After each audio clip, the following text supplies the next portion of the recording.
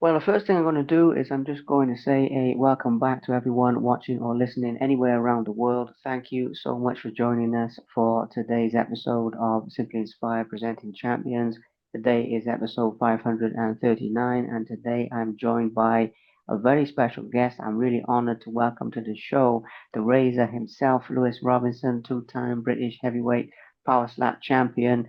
This man is currently undefeated and is currently achieving some amazing things in this rapidly growing sport and in this rapidly growing league specifically as well. And today we're going to be talking about everything that he has achieved so far, what it is like to walk around as an undefeated two-time champion, why he does this, the mindset that it takes to compete at such a high level. But we'll also be talking about his future plans as well, because I'm one of those people who believe that the best is yet to come for this man right here. So, very, very excited to welcome you to the show, my friend, and thank you No, very thanks for much having for me. No, it's, uh, it's a pleasure. it is absolute pleasure, and very, very excited to be here with you. So, with everything that I said there just now as well, I mean, in terms of walking around as an undefeated two-time champion so far, how does that feel? Because obviously you're coming off a big success recently as well. I know that we tried to set it up actually while you were out there, and we've tried again now. We've got there today. Yeah. But anyway, Oh, yeah. you're riding off a high point there. So how does it feel to be walking around as successful as you are at the moment, if that makes sense, please? Yeah, obviously, it's a nice feeling, it validates the work I'm putting in. It means something. It's showing off, if you will, putting a lot of hours in the gym, reaping the rewards. But I think it's still important to stay humble. That's the only way to grow. If you think you're already at the top, you're not going to grow anymore. We've still got a long ladder to climb. Absolutely, absolutely. Well, that's championship mindset from what I can tell by the sound of it there. So absolutely love that. And like I said, the best is yet to come. So we will talk about that. But Yeah. I think for a lot of people are not necessarily familiar with this. I mean, some people watching this will know, some people watching this won't know. But the reason why, in terms of how you got into this, let's backtrack. Let's go back in time for just a minute and touch on Yeah. your inspiration to start this journey, please. So for me, obviously, I caught the boat a little bit earlier than most. So I seen it online in lockdown. I was just starting to get back into MMA training. Then obviously COVID hit, the gym's shut. Man, fuming. Then I seen this was online and I thought, oh, started following it for a little bit, got more invested, and I thought, you know what, that's a bit of me. I like standing up there and banging, trading blows. Let's give it a go. And the next thing you know, obviously COVID lifted and I was stood in front of a barrel. It was a quick turnaround. Yeah, absolutely, absolutely. That is amazing. That is absolutely amazing. Now, the sport itself has grown, mind, since that time to today, Yeah, and it's going to grow even bigger from here. Can it's you talk to massive. us a little bit about the changes you've seen from like that point to now, like even in those few years? It's a lot bigger now, right? Yeah, definitely. Like when I first started watching it, it was solely underground. There was no licensing, there was no sanctioning of the sport. When I did my first fight, it was in a small recording studio, probably 10, 15 people there, early days. And then you look at it now, Brick Slap, even the UK scene, it's huge. It's selling out venues. They're getting big name fighters in, they're getting influencers in, if you will. And then you see Dana White stepping up, putting his own league up, throwing in Dana White type of money. The production level is just through the roof. It's on par with the biggest brands in the world for combats. Absolutely, 110%. Yeah, I mean, and you're riding the wave. I mean, you're right there on the front lines of that. So that is Yeah. very, very exciting as well. Okay, now walking through the fights that you've had and the achievements that you've had so far, I want to talk about, we'll touch on all of them probably, but I want to talk about when you look back now, which ones are your personal favorites, which ones you enjoyed the most, which ones, obviously winning the titles is special, but I like to ask it this way to go behind the scenes a little bit Yeah. because we don't know from the outside looking in which ones are the most special to you. So I would love to touch on that, please, champ, as well. Yeah. So obviously we'll go back to the first fight, which was my slap fighting debut, if you will. I struggle to watch that one now because just because you look at where I was back then to now, it's painful for me to watch because I've come a long way since then. The technique's better, just all around better. There was no really training for that one. Just turned up, did it, see how we went. Still managed to get the W. And then you look back at the previous fights before the one I've just done again, you can see every fight we're leveling up. We're looking better. We're looking in better shape. We're looking more, how do you say, combat ready. Whereas back in the first one, it's a bit difficult to watch, but it's part of the story, I guess. For me, my favourite fight would have been against Dan Mitchell. I believe you had Dan Mitchell on. I think you met Dan Mitchell. I have indeed. Yeah, we spoke about 3 weeks ago, I think, on here. Yeah, Yeah, he's a good he's a guy. Good guy. top guy. I mean, I've got nothing but respect for Dan Mitchell. Anyone who stands up to that barrel against me or against any man, you get my respect all day. But I felt really good for that fight. The camp went well. Just felt like everything was firing 100%, and yeah, it showed. Absolutely, absolutely. Well, it's really cool. Like I say, just to show the things that people don't always see just from watching the fight, if you get what I mean. There's things about your mindset. We'll go into that later. Now, because the sport is expanding, I have to consider that not everyone will be familiar with the training aspect as well, because a lot Yeah, of people are curious how you actually train for a yeah. slap fight, and it's quite a unique kind of thing. So, can you walk us through a little bit of that in terms of what you do, but also how it's evolved? You know, what you were saying from the first one, but just like your training regime and a few insights into that would be really cool, mate, to be honest. Yeah, definitely. So obviously, when people first started training, it was just I'm going to get strong as I can. I'm going to lift all these weights, and you slowly realize when you start using body mechanics that being able to lift as much weight as you possibly can, it's no use. Some of the hardest hitters in the game can't lift nowhere near as much as some of these big bodybuilders at the top end. It's just a fact. It's all body mechanics. So when it comes to training, you want to use a lot of resistance work. Get them resistance bands in, them cables, practice. What's the point in going doing shoulder raises or bench press? I'm not doing that. I'm not doing that mechanic when I'm slapping. You want everything to emulate that same movement, increase that power, increase that core, and then obviously the big one that everyone thinks is the defense. There's no defense. There is. At the end of the day, your body is the defense. As well as you build it up, is as well as your body's going to take.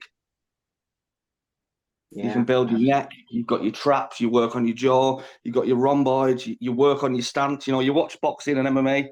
The biggest knockouts are the ones that they don't see. At least I know I'm going to get hit. I can watch it. I can prepare for it. All these things, you put them all together, and it makes a perfect slap fighter. absolutely. Yeah, makes sense. I'm glad you mentioned that about the defense aspect as well, because that is one of the misconceptions that Yeah, is out there. And actually, when this was first launched, I saw a lot of opposition on that aspect, but hopefully now people are coming around to, understanding that a bit better. So that is cool. Okay, slowly but go on. surely. Yeah, I've got to say Yes, because you get to the top end of the sport, and you see all the fights. They're not over in one round. It goes the distance. It's 5 rounds, 3 rounds, and most of the fights will make the distance because of the defense. It's for 50-50 sport. You need to be just as good at defending as you do striking. absolutely. Yeah, 100%. Makes a lot of sense. Now, the other thing that I'm really fascinated by, right, is the mental aspect of all of this, but not just from one point of view. Sorry, excuse the phone over there in the background, but not just from that point of view, from like the competitions. So you've got to have a strong mindset to turn up, compete in front of people, and do everything you do. Yeah, But you've also got to have a strong mindset to stand there and do what you were just saying about like brace yourself for an impact, because like you say, anything else, boxing, I mean, you're blocking, you're doing everything. So I yeah. just want to talk about how you mentally prepare for a competition. That's the question in a nutshell, really, mate, to be honest. It's practice, practice, practice. Obviously, this is a sport where you can't really spar. I'm not going to stand there and let people hit me 100%. I will end up brain dead, unfortunately. You need to limit the amount of damage you're taking. It's the same with sparring. There's a reason they don't go 100% in sparring in boxing because you're not actually benefiting anything. You can't simulate the way your body feels in a real fight in the gym. So all you can do is practice your bracing techniques, and then when you make that switch, you go into fight mode. You need to control your aggression because obviously you're getting hit and you can't go back. There's no retaliating. You have to stand there, compose yourself. Remember all your training, remember your techniques, put it all together, and use that aggression in a controlled way to deliver your strike back. Yeah, absolutely. Yeah, so it's channeling, it's a unique type of focus. Okay. Yeah, So, oh, because a lot of people they come up here and they're like, I can't do that. I can't get hit and not jump over the barrel and start fighting back. Well, you have to. yeah, It's what you both signed up for. yeah. It's a unique type of self-control, self-restraint in that. Yeah. And I mean, it makes sense, actually. A unique type of channeling the aggression, like you were saying there. But Okay. it's easy to see redder than just forget Yeah. everything you've learned and just try and throw a big monster swing, and it's not going to work because you're going to miss the target. you're going to foul. You know, you need to remember all these things while being aggressive. It is a difficult mindset. Yeah, yeah, absolutely. It's quite unique in that sense, but like the composure. I mean, I know you have to be composed in every combat sport, but that's a different type of situation.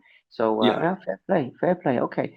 Now, obviously, the other aspect of the mental side, though, is like I said, competing in like in front of a lot of people, or basically the fact that you're becoming increasingly well known. And there's a type of yeah. pressure there that not everyone can handle that type of pressure, and some people they seize up a bit, in front of everybody like that. And I'm curious about how you manage that side of things. I know you love it, like you love being out there competing on the one hand, but it's something you have to control and manage as well. So how do you deal with that aspect basically? Yeah, definitely. I think it helps me personally when I go up there. It's same as any combat sport. It's such a solo sport. It's just you versus them. But the way I see it when I'm up there, it's always me versus me. Doesn't matter who the opponent is, how big you are, how scary you look. I'm always facing myself. I've always got to do the best I can. And when I channel into that type of thinking, I kind of forget that everybody's there. It's kind of just you just stood there staring in a mirror, and then obviously when the fight's over, that veil's lifted, and yeah, it's a bit crazy. Then you start to realize, oh shit, yeah, I did that in front of everyone. You have to just switch off and blank them. Yeah, that is cool. I mean, the mindset, I find it just fascinating. I find it one of the most fascinating areas of this whole thing. But I also want to ask with that as well. I mean, when you say switch off, I mean, what is the response like from your family? And by the way, I don't know much like about your life like that, so Yeah. it's not a personal thing. But like, parents, kids, siblings, like your closest people, whoever, when they're watching you fight, what is their reaction? Do they sort of worry about you and that kind of thing? Obviously, yeah, it's obviously a natural feeling for your family members or a partner to be worried. Same as any fighter, you're always going to think the worst because that's just what your mind goes to. But once I'm up there, that's Razor up there. I always tell everyone that ain't me. I'm not like that in the day-to-day life, if you will, because I'd be locked up pretty quick.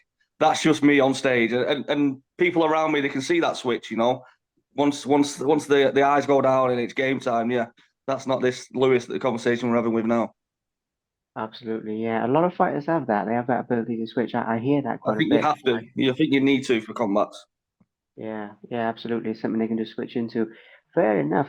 And obviously, the fact that you're getting increasingly well known, though, and the fact that, like, in your community and, Yeah. like, just, I mean, obviously social media and everything, but I'm interested also specifically in, like, your community, your local area, and things Yeah, like that. People are watching your rise. I mean, what are the reactions like, and how do you deal with being basically famous now, which you are really in this way, you know? but obviously, I suppose you're getting people coming up to you in the local area. They're all like, "Oh, Razor," or "How's it going with a slapping?" And it's a nice feeling, of course.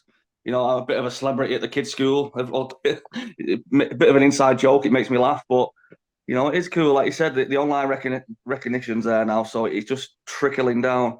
I'm slowly getting the community around us to watch all the slap fighting. They're all getting involved with the sport, so it's good to see the growth. Absolutely, yeah. Putting it well, you're putting it on the map, and I think that is inspiring. And the other thing as well is like people in your local area getting like how do I put it? Basically, like the fact you can achieve your dreams. I think you're quite an inspirational person that you're showing Yeah. people in your local area.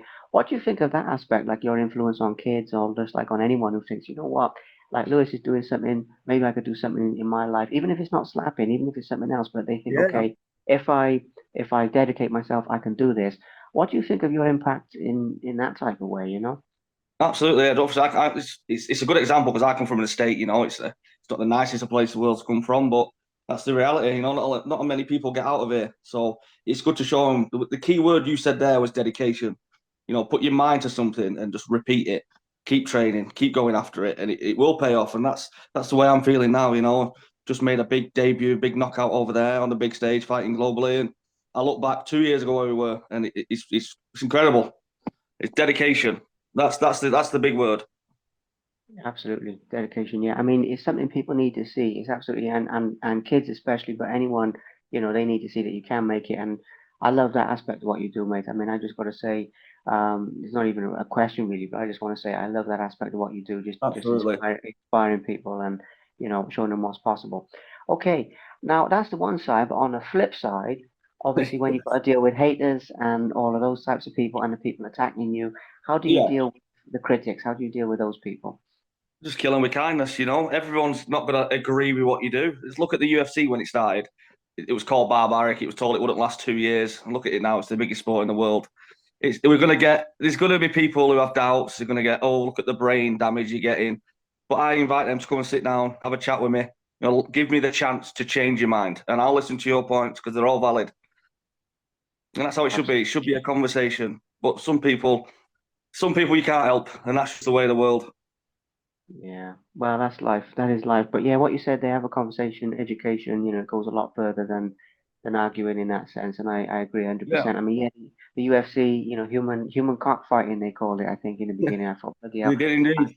Yeah, and obviously bare knuckle boxing, look how big that is now, and the Blowing up. opposition that had. So, it's all pushing forward and giving people new opportunities. Okay.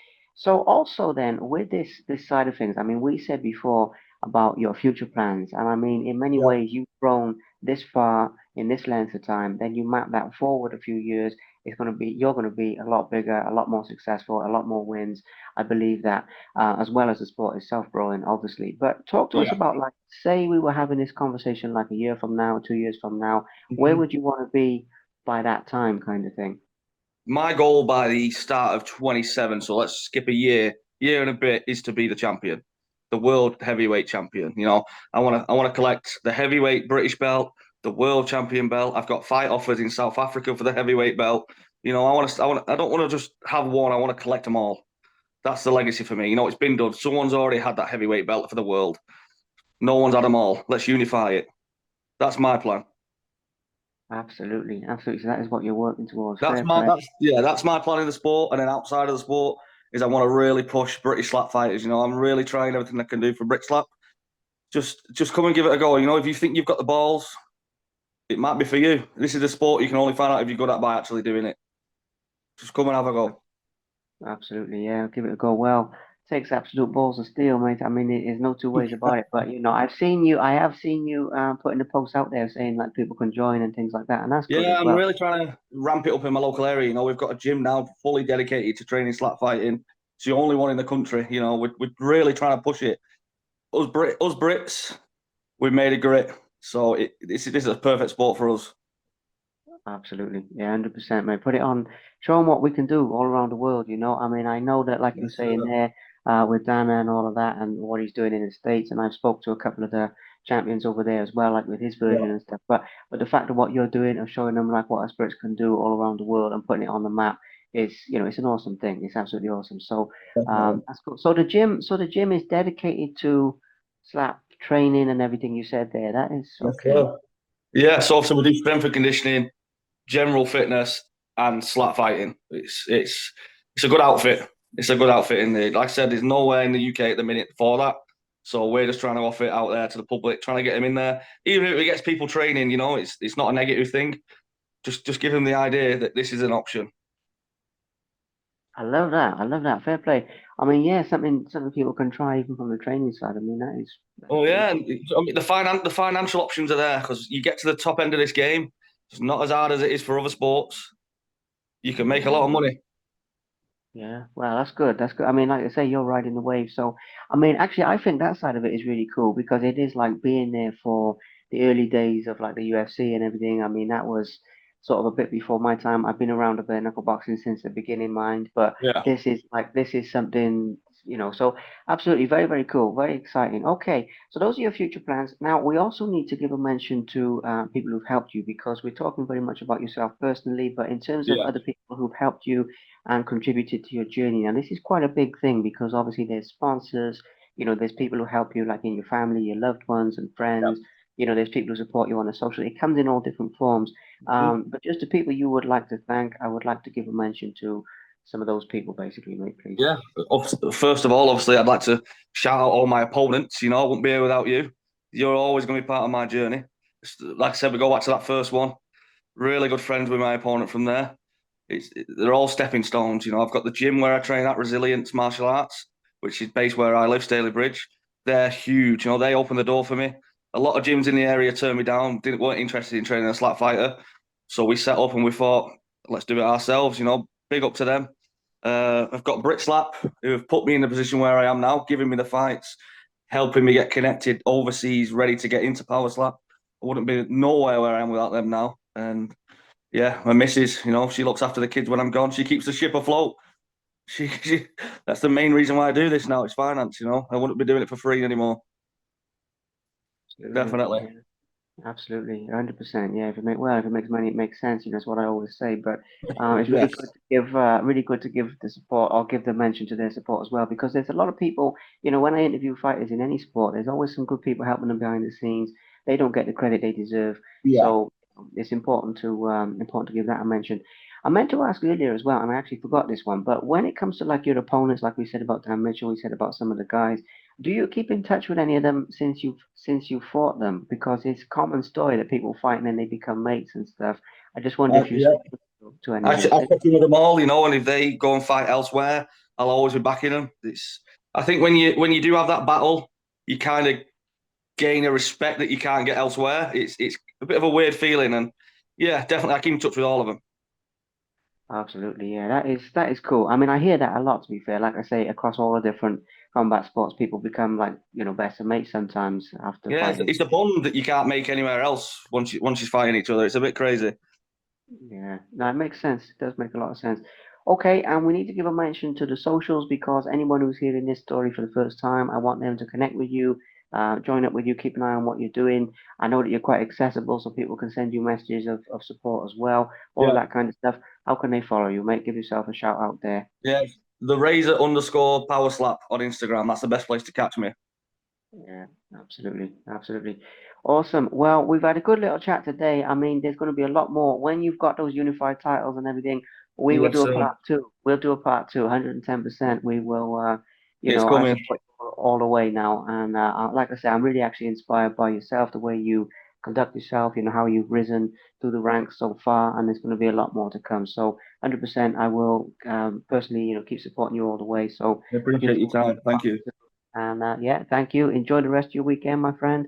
And take care of yourself. Thanks again for your time. See you later, buddy. All the best. All the best. Take care. Thank you. Thank you very much for watching. Please subscribe to the Simply Inspired YouTube channel, and there'll be more videos coming soon.